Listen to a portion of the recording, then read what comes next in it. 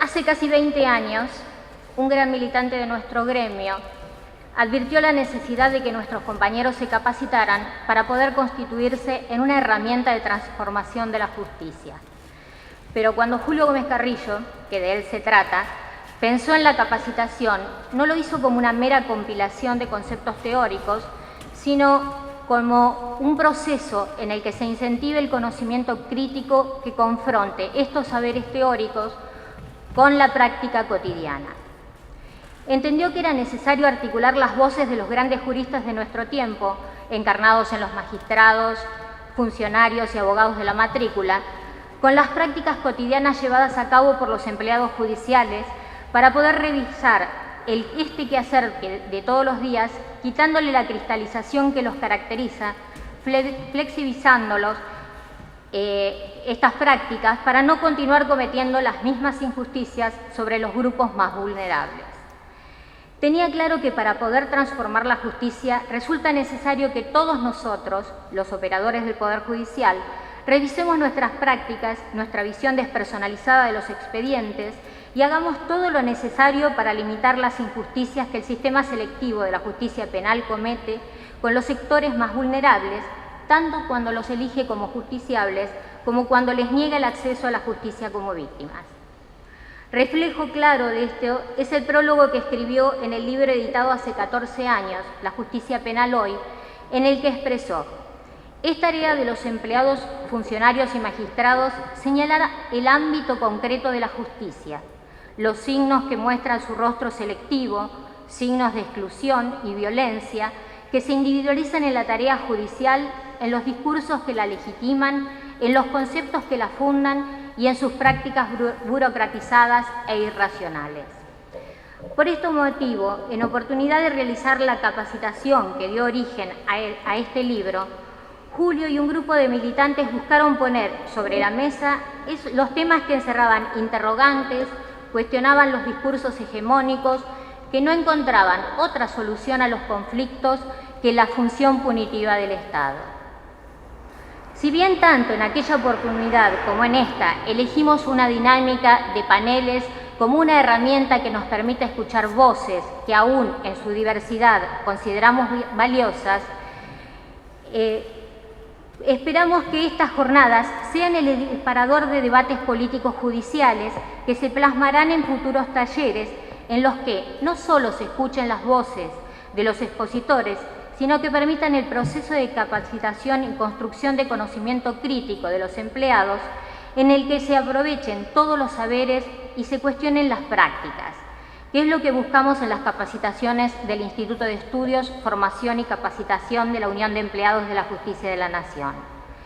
De esta forma, el Instituto asumió uno de los estandartes de nuestro gremio, que es la transformación de la justicia desde los propios empleados.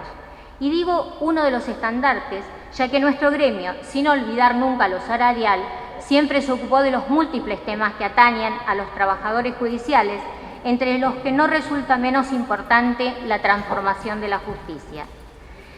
Creo que estas jornadas dan una muestra clara de que los trabajadores y trabajadoras judiciales no tenemos una mirada simplista de lo que implica nuestra tarea como operadores de la justicia y lo que implica lo que hacemos en la vida, lo que hacemos en la vida de los ciudadanos. Muestra de ello es la elección de los temas que se desarrollarán en los paneles y los debates y talleres que hoy surgirán a partir de estas jornadas. Quiero agradecer a todos y todas su presencia, tanto a la gente que está aquí en esta sala como a todos los que nos están viendo desde el interior del país. Pero sobre todo quiero agradecer a Julio Gómez Carrillo por haber generado el Instituto de Estudios, Formación y Capacitación de la Unión, por su generosidad al abrirle las puertas a todos los compañeros, haciendo saber que todos los saberes son importantes, por su gran interés y amor por la justicia y sobre todo por los trabajadores judiciales, y además por su incansable lucha en favor del acceso a la justicia de los grupos más vulnerables. Por todo esto, gracias, Julio. Bueno, a continuación nos va a hablar el doctor Slokar. Tengo un panel en el que todos somos afiliados a la Unión de Empleados y el doctor Slokar es juez de la Cámara Federal de Casación Penal. Muchas gracias, Javiera. Muy buenas tardes a todos. Desde luego, como se impone, gratitud, ¿no? Para mí es una enorme distinción el poder, una vez más, tener la oportunidad de compartir una actividad con el gremio. Por eso, gracias, Julio, secretario general, por el convite y además en la evocación del queridísimo, inolvidable Julio Gómez Carrillo. Mucho de lo que se va a analizar hoy o en las jornadas que siguen tendrán por origen el compromiso que él, promediando los años 90, había asumido a la hora de la generación del instituto y de llevar adelante aquello que en definitiva quedó documentado en este texto. Julio ya no está, algunos otros que también formaban parte de esa actividad tampoco están. Me refiero concretamente al inolvidable también Germán Vidar Campos, que había participado de esa actividad. Pero bueno, tanto de él está presente en los días que corren y particularmente la jornada de hoy. De modo que, así como también lo anuncia este banner, el propósito es, sin duda, recuperar cuál era la esencia, digamos, la naturaleza misma de la iniciativa de entonces, que yo era empleado, recuerdo, nos autoconvocamos de algún modo y dimos lugar a esa empresa, y entonces me acuerdo haberse solicitado de la casación la provisión de la sala de audiencias. El primero que había dado la primera conferencia de inauguración era Raúl Zaffaroni. En la sala desbordaba, ¿no? Si alguno tiene vocación, entonces recordará qué había sucedido. Lamentablemente, al cabo de esa jornada, después la casación no brindó más la sala de audiencia y tuvimos que refugiarnos en la Cámara Federal. Eso no minó el éxito de cada una de esas jornadas e intervenciones. Y eso también lo revela el compromiso, de luego, todos ustedes presentes hoy aquí y los que están a través de la retransmisión siguiéndolo en otros destinos. En definitiva, voy a tratar de ser muy breve. Creo que todos esperan la palabra de Raúl. En lo que a mí me cabe, quizás como aproximación general y también bien cercana a la fecha del 24 de marzo, creo que es indispensable también recordar de qué se trata todo esto, ¿no? Cuál es el grado de compromiso que puede asumir un gremio en el sentido de conciencia profesional, pero también en el propósito mismo que anima a cualquier sindicato dentro de una sociedad democrática, ¿no? Creo que es indispensable, sí, recordar que la herencia más crítica del Poder Judicial es la que dejó la más sangrienta de las dictaduras de nuestro país, cuando se masacraba a miles de personas y muchas veces ante la impotencia, sino la indiferencia, pero cuantas tantas con complicidad y encubrimiento de la magistratura. Creo que es importante reconocerlo esto, porque fue, y aunque lamentablemente también siguió siendo, una matriz que a lo largo de los años de la democracia terminó favoreciendo las torturas, los apremios policiales, que posteriormente también se proyectaron en algunos expedientes famosos de años siguientes. Creo que ese fenómeno es un debate que se debe a la democracia y que muchas veces el ocultamiento o el silencio de algunas entidades no lo impiden verlo suficientemente cristalinamente, ¿no? Entonces, desde hace 3 décadas creo que es indispensable poner la atención sobre cuánto queda de esa, diría, matriz cultural. Pero claro, desde siempre el peor error quizás sea el de calificar a los jueces como un grupo monolítico, ¿no? Un cuerpo unitario.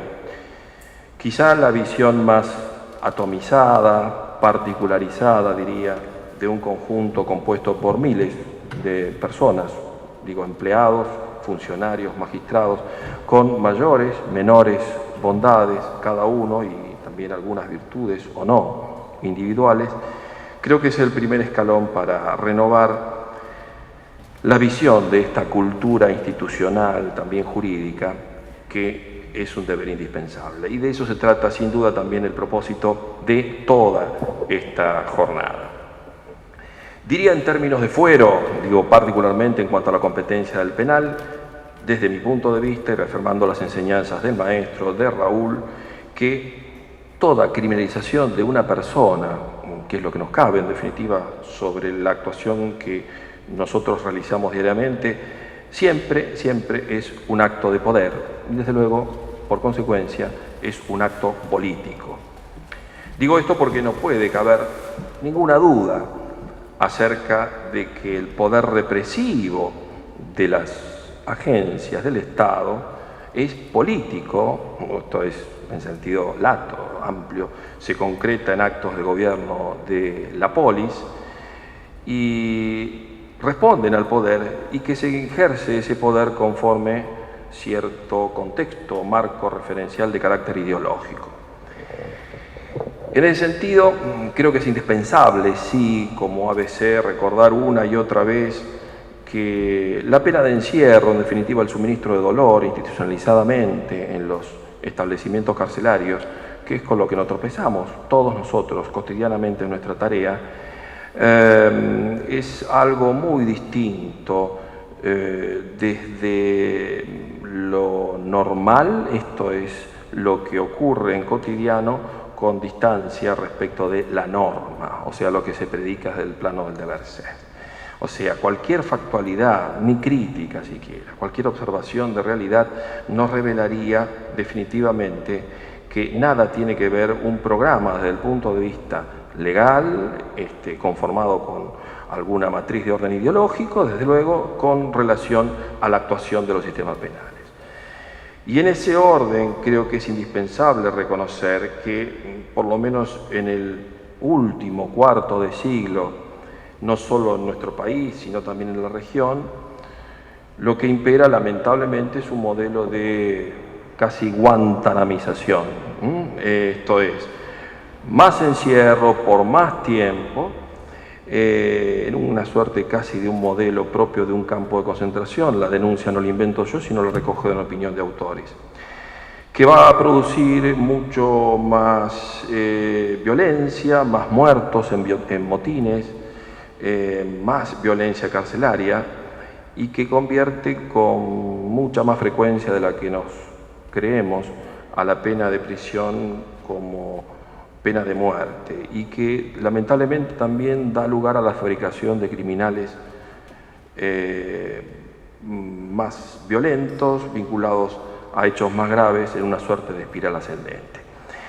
Pero claro, además el 70% de estos presos no están condenados, sino que están sometidos a lo que se va a llamar medida cautelar, esto es la prisión preventiva. De esa cifra, así como indican algunos estudios recientes, entre el 20 y el 25% será absuelto, sobreseído o obtendrá libertad por la pena compurgada, como se enuncia. O sea, que se halla en prisión para nada. Luego, tal medida cautelar parece que deja de ser tal y se trata lisa y llanamente de una neutralización selectiva, como es del sistema penal, de una medida de seguridad neutralizante.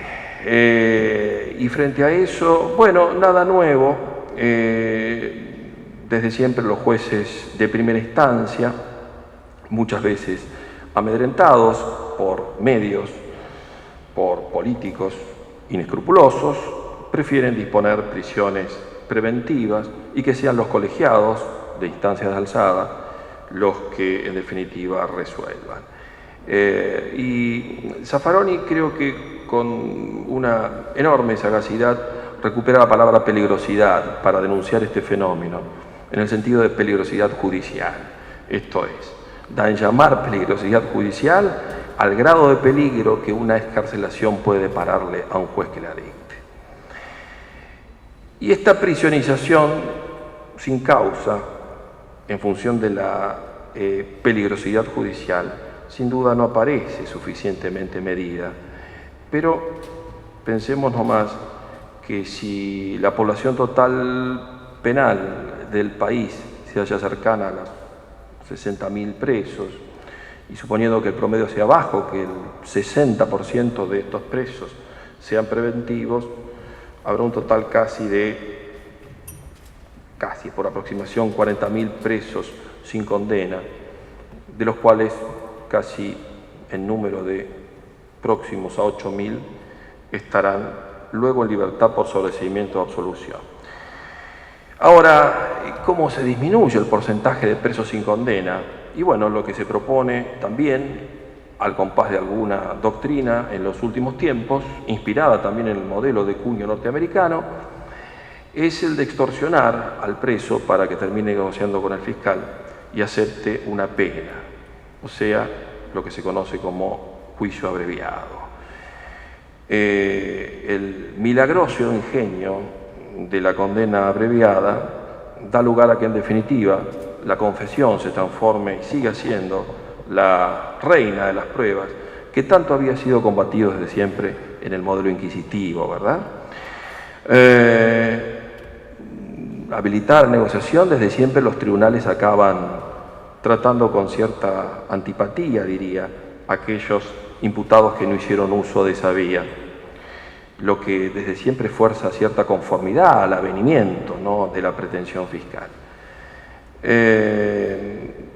La suerte de esto es que, en definitiva, si la prisión no es tal, sino que es una medida cautelar, en el mejor de los casos, como se dice, o en el peor, una medida de seguridad neutralizante, y que la receta, en definitiva, para impedir este fenómeno es la de impedir el juicio, estamos observando que no se cumple el programa constitucional en lo que hacemos diariamente. O sea, el juicio viene a ocupar un carácter subalterno, la instrucción en papeles, en el expediente, es en verdad lo que viene a reemplazar el lugar central del juicio, y en definitiva el juicio se vuelve extraordinario. 2 de cada 3 condenas dictadas por la Justicia Nacional son juicios abreviados, o sea, condenas sin juicio. Y el proceso, en definitiva, de carácter acusatorio deviene una gran ficción. En síntesis, y a modo ya de conclusión, lo que arrojo es cuál es, en definitiva, la descripción, el panorama de esta realidad que tiene lugar en el funcionamiento del sistema de justicia penal. Que en verdad el 70%, 7 de cada 10 presos son presos sin condena, y que lo que se recomienda desde el punto de vista procesal, y que se socarne la legislación y revela también la práctica, es que para evitar o disminuir el porcentaje de presos sin condena, lo que se procura es fabricar condenados sin juicio. O sea, hay una paradójica convergencia práctica en una y otra cara de la misma moneda, que en verdad lo que viene a provocar es una severa frustración de los derechos de los justiciables en el balance de la operatividad real, insisto, real, del sistema penal. Porque o bien se sacrifica la libertad durante el proceso, o bien se sacrifica el juicio. Pero en definitiva siempre pierde el derecho. Y también siempre perdemos nosotros, diría, bajo el amparo, bajo las coordenadas de esta situación, en tanto integrantes de un poder judicial que cada día debería ganar más en cuotas de legitimidad para ser digno dentro del marco de una sociedad democrática. Y la apelación es a eso, a denunciar cuál es el verdadero funcionamiento, de qué se trata, para una vez así sí recuperar desde el punto de vista teórico cuánto y cómo debemos llevar adelante para transformar aquello que, desde luego, y todos están convencidos de eso, si no, no estaríamos acá, esta realidad no nos conforma. Muchas gracias.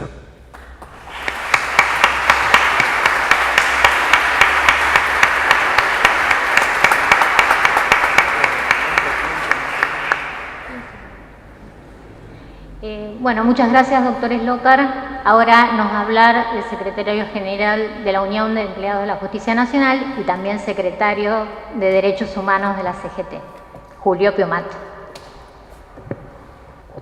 Bueno, buenas tardes ante todo, doctor Zapparoni, Alejandro Eslocar, los demás expositores que están presentes, los asistentes, aquellos que están en las distintas delegaciones del país. Muy satisfecho de estar encarando estas jornadas. Nosotros siempre decimos que lo más importante es continuar las obras, y de todos aquellos militantes de una organización, los caídos durante la dictadura o los que nos han dejado en distintos momentos de la historia, no llorarlos, sino tenerlos vivos presentes en la obra. Cuando salió la idea de estas jornadas es para reeditar esas primeras jornadas de Derecho Penal, como lo dijeron todos en el 98, que fue un día de julio del Instituto de Capacitación, que ahora la referencia de un grupo de trabajo la tiene Javiera Gómez Castilla, y ese dolor que sentimos por la ida física de Julio, bueno, queríamos homenajearlo de esta forma, ¿no? Dándole continuidad a aquello que él siempre pensó y puso buena parte de sus esfuerzos, que lo puso también en muchas otras cosas, darlo así, y que tiene que ver con la esencia y fundamento de nuestra organización gremial. Nosotros somos los que concebimos la militancia sindical no como una acción meramente reivindicativa, que es lo principal que debe cumplir el gremio, sino desde nuestra concepción justicialista de ese mensaje que Perón deja en el proyecto nacional, que hoy tendrían que escuchar muchos de esos que se dicen peronistas, que es que los trabajadores no se agota su acción en la discusión del salario o las condiciones de trabajo, ni siquiera en el mejoramiento de la calidad de vida de los afiliados, sino deben participar en la discusión del modelo de sociedad a la que aspiran. Y evidentemente, directamente cada uno en la actividad que desarrollan. Nosotros entendemos que el mejoramiento de la justicia es tarea esencial nuestra, no solo por esa concepción histórica, sino por la realidad de todos los días. Nuestro esfuerzo no es reconocido porque nuestro nombre no figura en el resultado de una sentencia, sea penal de cualquier tipo, pero sí la satisfacción es cuando sabemos que el esfuerzo llegó a un fin determinado. Y en muchos de esos casos hasta entregamos la salud, ¿no? Yo recuerdo siempre, no es derecho penal, pero es una de secuelas de carencias de la justicia en estos 30 años, el corralito, ¿no? Cuando la gente de contencioso y de los demás fueros entregaron la salud por la impotencia de ver a esa gente mayor viniendo a reclamar porque se morían y no tenían para la operación. Esas escenas tremendas que se vivieron o las que se viven hoy en el fuero previsional con los jubilados que no encuentran justicia porque ya ni vale la palabra de la Corte, tienen que hacer un largo peregrinaje para encontrar la satisfacción de su derecho, que la propia justicia le ha dicho que tienen razón. Y bueno, toda esa sensación, toda esa fibra que vivimos los judiciales, evidentemente no nos alcanza con tener o alcanzar un buen salario, sino se va a realizar cuando tengamos una justicia que dé respuesta al conjunto de la sociedad y, como digo yo, que cumpla el mandato constitucional, ¿no? De garantizar la salvaguarda de los derechos individuales y sociales de todos los ciudadanos y fundamentalmente constituir un eslabón fundamental en el equilibrio y el control de los demás poderes del Estado. En materia de derecho penal en estos 30 años, como en toda la justicia digo, hay logros, como se dijeron acá, y hay grandes deudas, ¿no? El juzgamiento de los genocidas creo que es un paso fundamental que se ha dado, pero también tenemos que saber que los derechos humanos no solamente son los derechos del pasado, y ni siquiera de ese pasado hay una reivindicación general, porque la justicia está juzgando la violación de los derechos humanos a aquellos genocidas que violaron, pero el pueblo argentino no se ha podido reencontrar, eso no por responsabilidad de la justicia, en todo caso por responsabilidad del Congreso, no se ha podido reencontrar con los derechos que esa dictadura le quitó a los argentinos, fundamentalmente a los trabajadores, y que hoy a 31 años, vamos a cumplir 30 años del regreso a la democracia y 38 de la instauración de la dictadura, todavía siguen vigentes normas que fueron pensadas por los dictadores para cambiar un estado de bienestar en la Argentina y que sin embargo no tienen no han tenido respuesta ni satisfacción. Pero no es el único caso esta cuestión. Hay otras deudas que vivimos de temas emblemáticos que tienen que ver con los desafíos que tiene la justicia y la justicia penal hoy de acá al futuro. Hemos vivido y en los próximos días vamos a escuchar los fundamentos de la sentencia, el bochorno que como trabajadores y como sociedad, como miembros del Poder Judicial, sentimos de que un tribunal de justicia diga que los sobornos en la ley Banelco no existieron y se culpe a un expresidente, a un jefe de la CIDE y a todo un grupo de legisladores, algo que es un secreto a voces, que basta recordar que costó la renuncia de un vicepresidente y el suicidio de un senador, uno de los implicados, ¿no? Y la justicia, un tribunal graciosamente dice que no existió. Y con fundamento de eso, al juez que supo investigar se lo amenaza con removerlo de su cargo.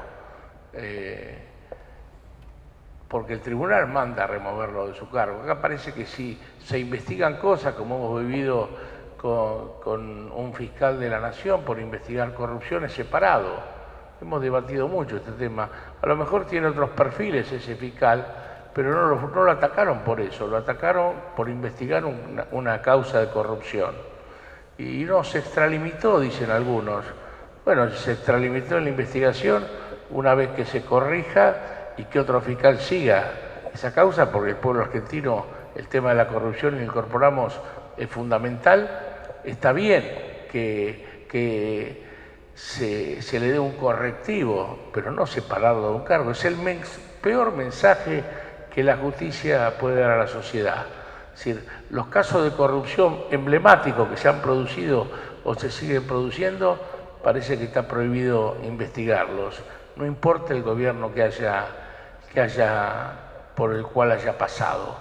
Y ese es el mensaje que hace perder, más allá que los medios y las situaciones dramáticas los lleven al día a día, a esa violencia que aparece por la exclusión fundamentalmente y por la miseria. Yo realmente escuchar lo que decía el Papa de que la exclusión era la causante de la inseguridad, y seguro, porque no solo es la inseguridad de los que no están incluidos, sino también es la inseguridad de los que no tienen un trabajo, es la inseguridad, hay muchas inseguridades, o falta de libertad. Pues yo creo que la persona que tiene un trabajo digno, un salario digno, que no accede a la justicia social, es absolutamente inseguro. Y creo que la visión del derecho penal a 30 años de democracia y la deuda que tiene, no solo es el derecho penal, hay una deuda muy importante del Estado, ¿no? O de los gobernantes. No haber podido reinstaurar en un país tan rico como el nuestro, después de 7 años de dictadura, la justicia social, creo que es la principal deuda. Y lo mejor del derecho penal fuera que no se aplicara, ¿no? Que fuera un correctivo para un trozo muy pequeño de la sociedad que no respete las normas de convivencia del conjunto y no una herramienta de control social y de un Estado policíaco que sirva para sustentar políticas que van en contra del interés y del bienestar de la mayoría de los argentinos, ¿no? Esto para nosotros nos llena de preocupación. Hoy está el juicio de la tragedia de Once. Es otro tema que el resultado de ese juicio también va a ser emblemático. Son juicios emblemáticos porque no tienen que ver con el hecho casual o el delito individual, sino algo que es un desafío a encarar, que es el combate a las mafias.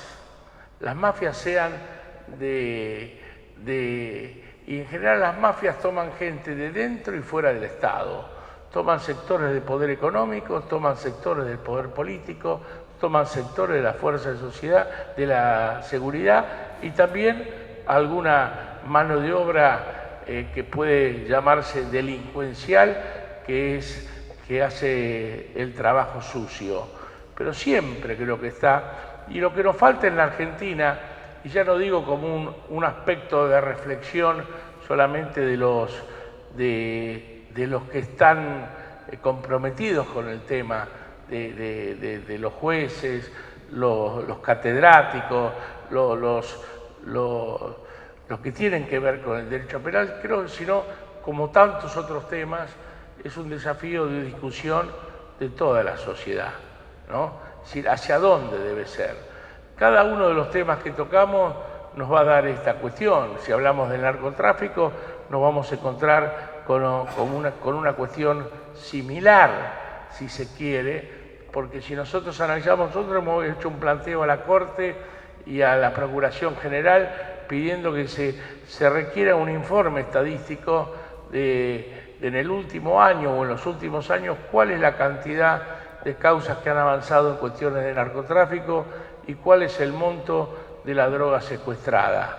Y ahí se va a ver si las causas avanzaron o si no hay causas.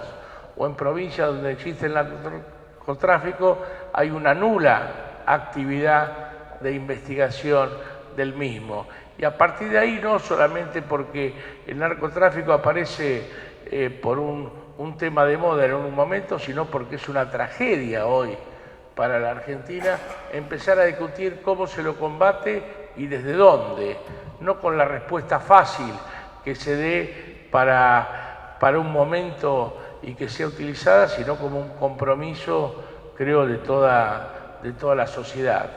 Y en el narcotráfico, obviamente, hay más redes organizadas. Como decía antes, los juzgados federales, si uno están desbordados de causas de pequeña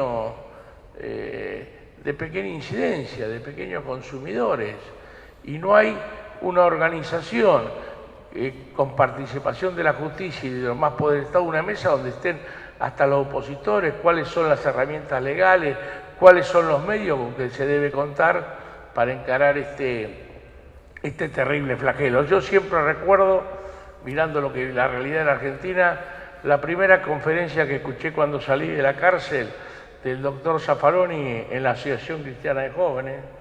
Creo que todavía no habíamos llegado a la democracia, era año 83.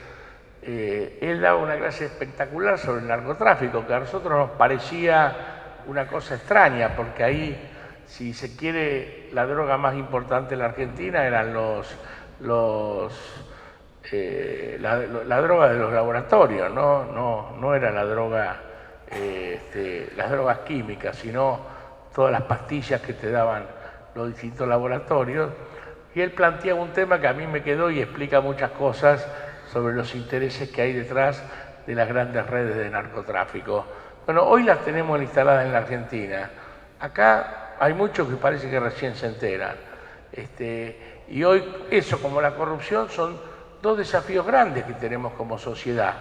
Y la justicia y el derecho penal le debe dar, no el derecho penal solo, porque no es una ley la que define, sino es un compromiso como sociedad que tenemos que tener de las fuerzas políticas, de las fuerzas sociales, de todos los elementos, a ver cómo luchamos contra esos flagelos. Y la resultante va a ser una herramienta, va a ser el derecho penal, y una herramienta va a ser la justicia. No pensemos que la justicia, el facilismo que va a resolver todo, o que un cambio de una ley va a resolver todo, es muy ingenuo.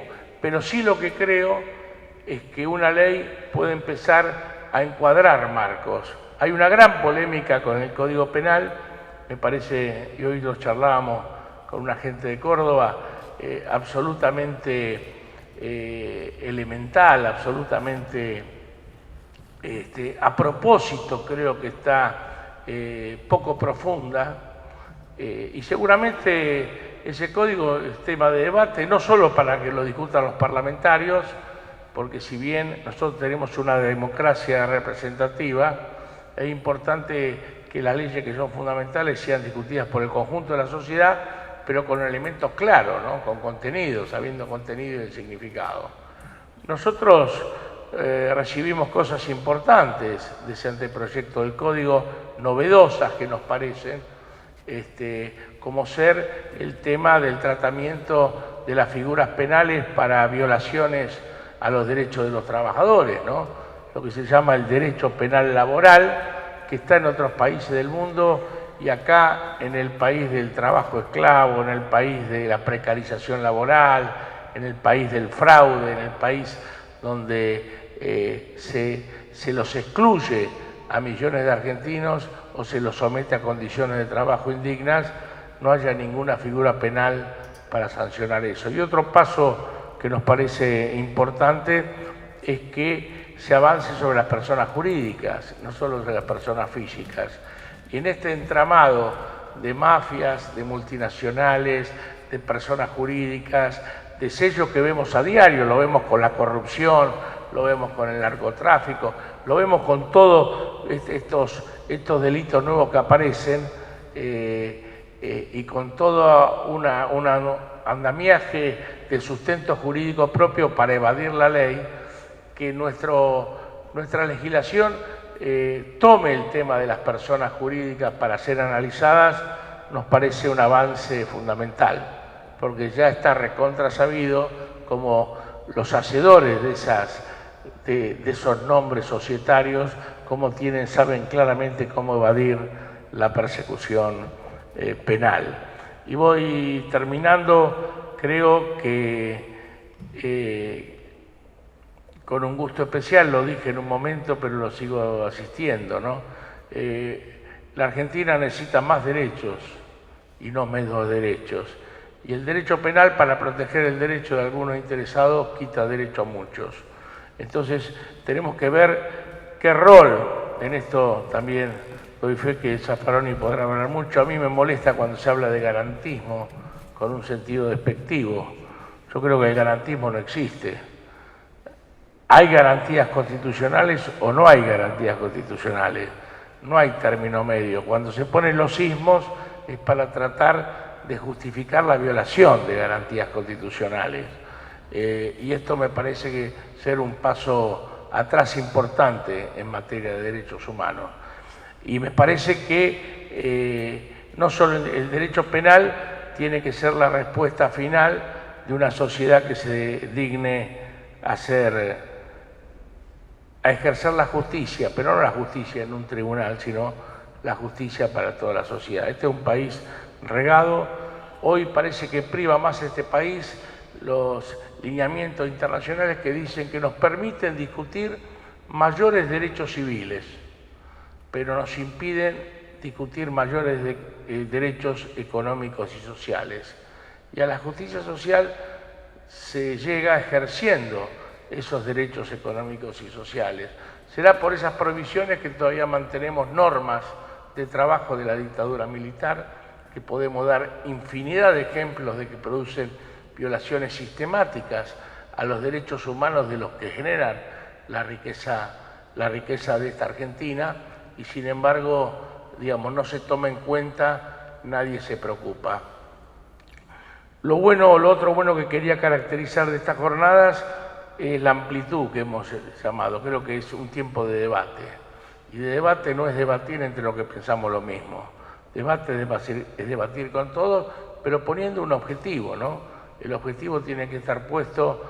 Jamás el interés personal es parte del individualismo. Jamás se resuelve resolviendo intereses personales, sino se resuelve resolviendo intereses colectivos. En función de eso, habrá que discutir cuáles son las mejores maneras. Y bueno, en materia de derecho penal también queremos ser amplios, escuchar no todas las voces, pero sino en sentido amplio las voces que tenemos. En estas jornadas tratamos de tomar temas que son fundamentales, que están en el tapete hoy día, en los distintos paneles, que ya agradezco a todos los que se han brindado para esto. Y terminar diciendo con una frase que estaba en el documento que presentamos hacia la justicia del Bicentenario. Estamos en deuda, seguimos en deuda hoy la justicia con la sociedad. Ha habido avances, pero creo que no en la medida que necesitaba nuestro pueblo. En muchos lugares la justicia sigue siendo de dos caras. La que mira con la visión de nuestro pueblo, la que mira al poderoso y la que mira al ciudadano común. Y eso tenemos que contribuir, por lo menos con este tipo de acción, con nuestra tarea diaria, queremos contribuir en algo a que se modifique. Y termino brevemente leyendo el párrafo con que cerrábamos el documento cuando hicimos Hacia la Justicia del Bicentenario hace 2 años, perdón, ya hace 3 años y medio, pasa el tiempo. La transformación de la justicia solo será posible con funcionarios y magistrados sensibles, probos y no comprados por el gran capital o dependientes del gobierno de turno, comprometidos y con abogados y trabajadores judiciales comprometidos que día a día buscan transformar el servicio de justicia, promoviendo oficinas judiciales constituidas en verdaderos equipos centrados en los principios y valores que garanticen los derechos humanos y sociales. Solo así será posible una justicia que acompañe y fortalezca el camino hacia una sociedad más justa, libre y soberana. Y finalmente, nuestro eslogan, que no es un eslogan, es una declaración de principios. Si no hay justicia con quienes trabajamos en la justicia, ¿qué pueden esperar el resto de nuestros ciudadanos? Gracias por estar y esperemos que estas jornadas aporten a este debate y nos capaciten más para algo que en la Argentina que viene va a ser fundamental, no solo el tema del derecho penal, sino todo lo que hace a que en un país tan rico como el nuestro, hasta el último de nuestros compatriotas, de los habitantes de esta tierra, puedan vivir con dignidad y tener la libertad de ejercer sus derechos sin temor a represalia de ningún tipo. Muchas gracias.